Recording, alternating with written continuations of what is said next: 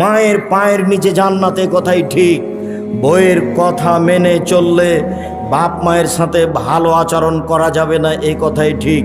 সবার বউ খারাপ, এ কথা ঠিক নয়।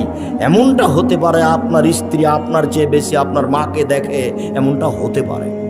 সম্মানিত দিনী বোন, আপনাকে আমি অনুরোধ জানাচ্ছি, আপনি আপনার শাশুড়িকে মেনে নেন, ভালো হবে।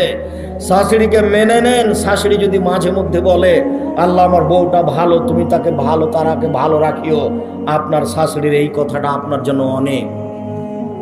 আর যদি অগোচরে আপনার শাশুড়ির চোখের পানি বের হয়, আমার বৌমা আমাকে এ কথা বলল, আমার ছেলেটা আমাকে টাকা দিয়ে গেল, যার কারণে আমার বৌমা আমাকে এই কথা বলল, যদি আপনার শাশুড়ির আপনার অগোচরে এক ফোঁটা চোখের পানি ঝরে, এর নাম আশীর্বাদ।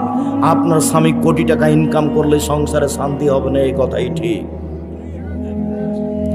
সম্মানিত দিনী ভাই বোন, বাপ মাকে সাদরে মেনে নিতে হবে, খারাপ লাগলেও তিতে লাগলে, এ কথাই ঠিক। আপনাকে মা কিভাবে লালন পালন করেছে সেটা আপনাকে আমি দেখাতে অক্ষম, তবে আপনার ছেলেটাকে আপনি দেখলে বুঝতে পারবেন আপনার ছেলেটা আপনার কাছে কেমন, তেমন আপনি ছিলেন। তাহলে বোঝা যাবে মা কি জিনিস।